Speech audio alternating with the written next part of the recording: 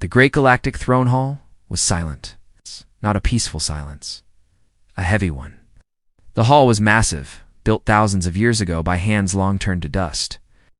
Its ceiling was so high that clouds of cold mist floated near the top. Ancient pillars lined both sides, carved with symbols of conquered worlds. The floor was black stone, polished by centuries of fear. Alien nobles stood in perfect lines.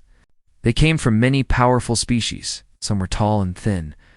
Others were wide, armored, or covered in scales. Their eyes glowed in different colors. Their faces showed no emotion. None of them moved. Armed guards were everywhere. They stood at every entrance, every wall, every shadow. Their weapons were active. Soft lights on their guns showed that a single command could end a life. No one questioned them. No one ever did. Humans were present too. But humans did not stand with the nobles. They stood far back, near the walls, dressed in plain uniforms. They were translators, cleaners, and assistants. Low-level workers, replaceable, invisible. Every human knew the rules. Never speak. Never look at royalty. Never comment on the queen. Breaking any rule meant death.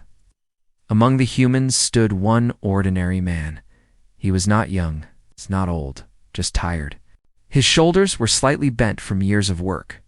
His face showed no anger, no pride, no hope. He had worked in the throne hall for many years, cleaning floors and carrying tools. He knew every shadow, every echo. No one noticed him. That was how he survived. At the center of the hall, the throne remained empty. Then the lights dimmed. A deep sound filled the hall, low and powerful. The air itself seemed to tighten. Massive holograms slowly formed above the throne. It was the alien queen. Her image towered over everyone. Her form was elegant and strong. Her eyes shone like distant stars. Her crown was shaped from rare metals taken from fallen empires. She was beautiful. She was powerful. She was feared. She ruled entire star systems. Wars began or ended based on her mood. Species rose or disappeared by her command. No one had ever spoken to her as an equal. The nobles lowered their heads. The guards stood even straighter. The humans lowered their eyes to the floor. The tired human felt something strange in his chest. Not courage, not rebellion, just a quiet thought. His eyes lifted for a single second, almost by accident.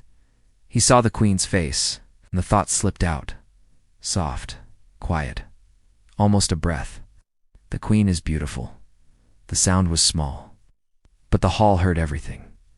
The air froze. Guards stopped moving. Alien nobles went completely still. Some closed their eyes. Others clenched their claws. A few stopped breathing. The humans felt fear crash into them like a wave. Someone had spoken. Someone had broken the rule. The hologram flickered. Slowly, the queen's glowing eyes shifted. They focused, locked onto the place where the humans stood. The tired man realized what he had done. His heart dropped. He did not run. He did not scream. He simply stood still, staring at the floor, waiting for the end. Weapons turned toward him. Dozens, hundreds. One command was all it would take. The queen's expression did not change. Her voice echoed through the hall, calm, cold, controlled. Who said that? No one answered. The nobles remained silent. The guards waited. The human swallowed hard. He knew this moment would decide everything. And the entire galaxy seemed to hold its breath. No one spoke. The queen's question still echoed in the great galactic throne hall. Who said that? The silence was worse than a scream. Alien nobles stood frozen like statues carved from fear. Their eyes stayed low. None dared to move. They knew the rule. When the queen asked a question, the wrong answer could destroy a world. The guards slowly shifted. Weapons rose higher. Red and blue lights locked onto one human shape near the wall. The targeting systems hummed softly, ready. The tired human felt the heat of the weapons on his back. His hands trembled slightly, but he forced them to stay still. He kept his eyes on the black stone floor. He did not beg. He did not deny it. Around him, the other humans stepped away. Not because they hated him, because fear told them to survive. Distance meant safety. The queen's hologram flickered once more, then slowly faded away. A deep sound filled the hall again. Heavy footsteps echoed. The real queen entered. She did not rush. She never rushed. Her presence pressed down on everyone like invisible weight. Even the guards felt it. Even the strongest nobles felt their knees weaken. She walked past the throne, past the guards, and stopped directly behind the human. The tired man felt it instantly. The air grew colder. His breath slowed. Every instinct screamed at him to turn around. He did not. Looking at royalty without permission meant death. The queen spoke again, this time not from above, but from behind him. Her voice was calm. It's calm, raise your head. The command cut through the hall. The human hesitated for a heartbeat, then slowly lifted his head. He did not turn fully, just enough to show his face. His eyes were tired, honest, afraid but not dishonest. The queen studied him. She was taller than him, stronger, ancient. Her eyes glowed softly, watching every breath he took. You broke 3 laws, she said. You spoke. You looked. You commented. The human swallowed. Yes, Your Majesty. No excuses. No lies. A ripple moved through the nobles. Humans were not supposed to answer like that. They were supposed to cry, beg, collapse. The queen took one slow step closer. You understand what that means? Yes, the human replied quietly. It means I will die. The words were simple, accepting. The guards tightened their grip on their weapons. The queen waited. She expected fear. She expected lies. She expected prayers. Instead, she saw something unfamiliar. Peace, not bravery, not pride, acceptance. Why did you say it? The queen asked. The question was sharp. The human's mind raced. One wrong word could end his species' chance of mercy. He chose the truth. I did not mean to disrespect you, he said. I was tired. I looked up, and the thought came. I spoke before fear stopped me. The queen's eyes narrowed slightly. You knew the rule? Yes. And you spoke anyway? Yes. Why? The human hesitated, then answered. Because it was true. The hall reacted. Some nobles hissed softly. Others stared in disbelief. Guards shifted their stance. The truth was dangerous. The queen circled him slowly. You see power, she said. And you speak of beauty. I see a person, the human replied, his voice shaking now. I forgot where I was. That was the moment everything changed. The queen stopped walking. The first time in centuries she felt something strange. Not anger, not pride, curiosity. She raised one hand. The guards froze. Clear the hall, she commanded. Gasps spread through the nobles. That had never happened before. Leave us, no one argued. One by one, the nobles turned and exited. Guards followed. Humans were pushed out last. The massive doors closed. The great galactic throne hall became empty. Only the queen and one human. The queen looked at him again, and for the first time, she smiled. The great galactic throne hall felt different without witnesses. The lights dimmed slightly. The massive space felt smaller now, heavier. The doors were sealed. No guards, no nobles. No weapons aimed. Only the queen and the human. The human stood where he was, hands at his sides, heart beating hard in his chest. He knew this was worse than a public execution. Whatever happened here would never be spoken of. The queen walked toward the throne and sat down slowly. You may speak freely, she said. The human froze. That command was more frightening than silence. Speak freely, he asked carefully. Yes, the queen replied. No guards are listening. No nobles are judging. Only me. The human took a slow breath. I don't know how to do that, he said honestly. I was never taught. The queen watched him closely. Then start simply, she said. Tell me your name. The human hesitated, then answered. My name is Elias. The queen repeated it softly, testing the sound. Elias, she said. You do not sound afraid of me. I am afraid, Elias replied. But fear did not stop my words before. The queen leaned back slightly. That is why you are still alive. Elias felt his chest tighten. You were not punished, the queen continued. You were observed? Observed? Elias asked. For years, she said. I watch everything in this hall. See how species behave when power stands above them. She rose again and began to walk slowly. They kneel, they praise, they lie. She stopped in front of him. You did none of those? Elias lowered his eyes. I forgot you were a queen, he said. For a moment. That moment, the queen said quietly, was dangerous. Elias nodded. Yes. The queen studied his face. Why did you accept death so easily? Elias did not answer right away. When you serve long enough, he said, you learn that fear controls you only when you fight it. He stopped fighting. The queen turned away, her back facing him. That is not weakness, she said. That is something else. Silence filled the hall again. Then the queen spoke words no one had ever heard before. I am lonely. Elias looked up without thinking, then froze. The queen did not punish him. She continued. I am surrounded by voices, yet none speak to me. They speak at me, about me, never with me. Elias swallowed. You see me as power, she said. As law, as danger. You saw me as beautiful. Elias felt heat rise to his face. It was not meant to flatter, he said. It was just human. The queen turned slowly. Exactly, she replied. She walked closer again. Humans are strange, she said. You fear power, yet you do not worship it. You respect individuals, not titles. Elias nodded. Power can be taken, he said. People cannot. The queen stopped. That sentence struck something deep inside her. For a long moment, she said nothing. Then she raised her hand and projected a small, glowing symbol in the air.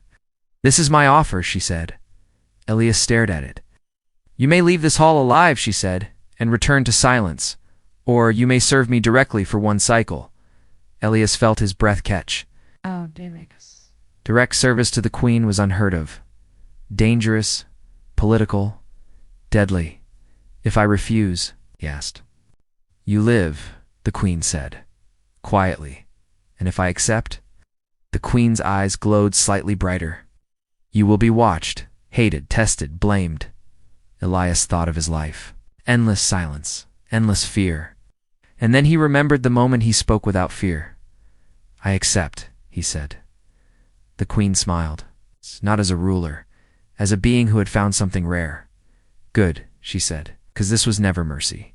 She turned toward the sealed doors. It was a test. The doors began to open. Outside, the entire galaxy waited. Elias stepped forward, unaware that by choosing to speak once, had begun to change everything. Elias did not walk beside the queen. He walked 2 steps behind her. That alone caused whispers. As the great doors opened, the nobles outside froze in shock. No human had ever exited the throne hall standing so close to the queen. Guards shifted uneasily. Their weapons did not rise, but they were ready. The queen took her seat on the throne. Elias was guided to a small position near the side. Not a servant's place, not a noble's place, something new. Eyes followed him from every corner of the hall. Some nobles looked angry, some looked afraid, some looked curious, none looked friendly. The queen raised one hand and the hall went silent again. From this moment, she announced, this human serves the crown directly. Gasps echoed. A tall, alien noble stepped forward. His skin was dark and hard like stone. This breaks tradition, he said. Humans are weak, emotional, unstable. Elias felt the weight of every word. The queen did not look at the noble. It breaks fear, she replied calmly. The noble hesitated, then stepped back. Elias remained silent. He listened. That was his first lesson. Days passed. Elias was moved into the inner court. He cleaned nothing, carried nothing, spoke only when asked. He observed meetings, arguments, and threats. He saw how power worked. Laws were not made for justice. They were made for control. When a weaker species asked for protection, they were ignored. When a powerful species demanded more territory, they were rewarded. Elias noticed something else. The queen listened differently now. She watched faces. She asked questions. She paused before decisions. Once, during a council meeting, a war proposal was presented. A small border world would be destroyed to send a message. The queen turned slightly. What message? She asked. Noble answered. Fear. Elias spoke before he realized it. Fear does not last, he said softly. Only damage does. The hall went quiet. Elias froze. He had spoken without permission. The queen looked at him. The nobles waited for punishment. Instead, the queen asked, Explain.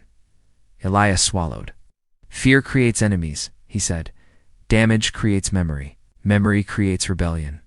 The queen nodded slowly. The war proposal was delayed. That single moment changed everything. Rumors spread fast. The human whispers in her ear. The queen is weakening. The crown is compromised. Some nobles avoided Elias. Others stared with open hatred. One night, as Elias walked through a quiet corridor, a voice stopped him. You are dangerous, it said. Elias turned. 3 alien officials stood in shadow. You make her hesitate, one said. You make her question, another added. You make her human, the third hissed. I don't control her, Elias replied calmly. I only speak when asked. That is enough, the official said. Humans do not belong near power. Elias understood the message. Threats were forming. Soon after, a private council met without the queen's knowledge. Messages were sent. Alliances were made. A silent plan took shape. Blame the human. During the next grand assembly, accusations were raised. The human influences royal decisions. The human delays justice. The human endangers stability. The queen listened. Her expression did not change. Then she asked one question. Does he command me? The hall fell silent. No one noble answered. Does he threaten me? No. Does he lie to me? Silence again. The queen stood. Then your fear is not of the human, she said. It is of change. The nobles backed away, but Elias saw it clearly. This was not over. That night a report arrived. Border fleets were moving without orders. Rebellion was forming. And Elias understood something terrifying. The galaxy was not afraid of the queen losing power. They were afraid of what she might become, the humans standing near her. The first attack did not come with weapons. It came with words. During the next Grand Council session, reports flooded the throne hall. Border systems were in chaos. Fleets moved without orders. Several species claimed the queen had become unstable. Elias stood quietly near the wall, listening. He felt it in the air. This was not coincidence. A powerful noble stepped forward, his voice loud and clear. The empire weakens, he said. Our enemies sense hesitation. Others joined him. Decisions are delayed. Fear no longer controls the borders.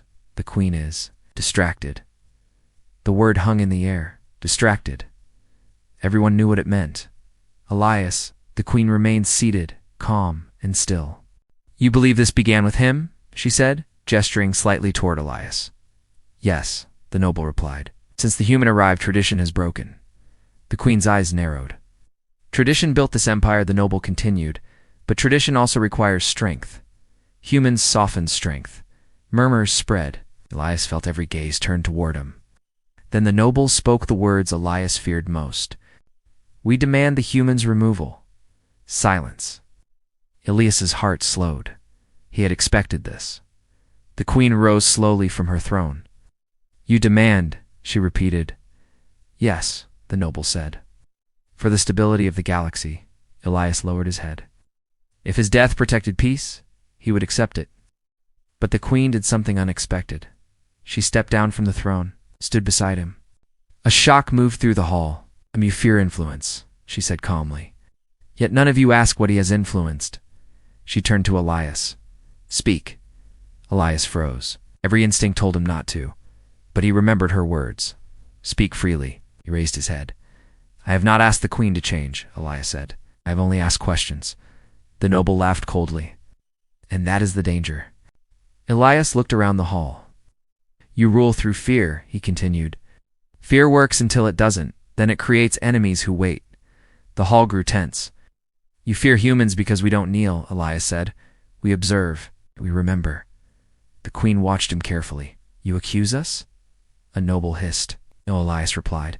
I warn you. That was when the trap closed. Alarms blared. Lights flashed red. A guard rushed forward. Unauthorized fleets have entered the capital system. Gasps echoed. The rebellion had begun. Several nobles stepped back, suddenly nervous. The queen raised one hand. Silence returned. "You moved your fleets without my command," she said calmly. Some nobles did not answer. Others avoided her gaze. The queen understood. "You planned to remove me," she said, "and blame the human." No one denied it. Elias felt cold realization settle in his chest. This was bigger than him. The queen turned toward the council. "You believe power must always be feared," she said. "But fear made you careless." She raised her voice. "Security, stand down." The guards hesitated, then obeyed. The nobles looked shocked. Elias looked at the queen. "What are you doing?" he whispered. She answered quietly. "Showing them something new?" She turned back to the hall. "This human will speak for his species," she declared, "and I will listen." Outrage exploded. "This is madness. Unacceptable." Human voice in council. The queen's eyes burned bright. "This empire stands because it adapts," she said. "And today, it adapts again." She faced Elias. "Tell them what humans do when power turns against them." Elias took a breath. "We don't strike first," he said. "Endure. We learn. And when the moment comes, we change the system." The rebel nobles realized too late. The queen had already won. Their fleets were surrounded, their allies exposed. Their lives recorded. Rebellion collapsed without a single shot fired. As guards moved to detain the traitors, the queen looked at Elias. "This is why you are dangerous," she said softly. "Not because you seek power, but because you understand it." And the galaxy began to realize the same. The galaxy did not sleep that cycle. News of the failed rebellion spread faster than light. Across star systems, leaders watched recordings from the throne hall in silence. They saw nobles arrested, fleets surrounded without battle, power taken apart calmly, without fear of blood. At the center of it all stood one human, Elias. He did not wear armor. He did not hold a weapon. He did not shout. He had spoken, and that was enough. In the days that followed, the queen acted with purpose. She summoned representatives from every major species, not to threaten them, not to punish them, but to speak. This alone frightened them more than war. When they entered the throne hall, they noticed something strange. The guards were present, but their weapons were lowered. The queen sat on her throne, and beside her stood Elias. Not behind, beside. "The era of rule through fear is ending," the queen announced. Her voice was calm but carried through the vast hall. Fear created obedience. Obedience created lies. Lies nearly destroyed us. Murmurs spread. A noble stepped forward. "Without fear, the empire will fall." The queen looked at Elias. He understood. "You fear chaos," Elias said. "But fear already brought you close to it." The noble scoffed. "And humans know better?" Elias nodded slowly. "We survive because we adapt," he said. "We don't last by crushing others. We last by learning when to change." The queen raised her hand. "From this moment," she said, "every species will have voice, not just power." Shock spread through the hall. "Weak worlds will be protected," she continued. "Strong worlds will be limited, and humans will no longer serve as shadows." The declaration echoed across the empire. Some resisted, most listened, because the queen was not asking, she was deciding. In the weeks that followed, the galaxy changed. Borders stabilized. Old conflicts faded. Rebellions stopped forming not because of fear, but because they were no longer needed. And Elias. He refused every title offered. No seat, he said. No rank, no power. He asked only one thing, to return to a simple life. The queen granted it. Before he left the palace, she asked to see him one last time. They stood together in a quiet chamber, far from the throne. "You altered the path of empires?" the queen said. "Why do you refuse reward?" Elias thought for a moment. "Oh. Because power should change systems," he said. "Not people." The queen studied him. "When you first spoke," she said, "you called me beautiful." Elias lowered his eyes, embarrassed. "You were the first," the queen continued, "to see me as more than a crown." She stepped closer. "You reminded me that rulers are still beings," she said. "And beings can choose." Elias smiled faintly. "That choice changed the galaxy," he said. The queen nodded. "Yes," she replied. And it began with one careless, honest sentence. Elias left the palace quietly. No parade. No announcement. He returned to a simple world where no one bowed. But across the stars, his story spread.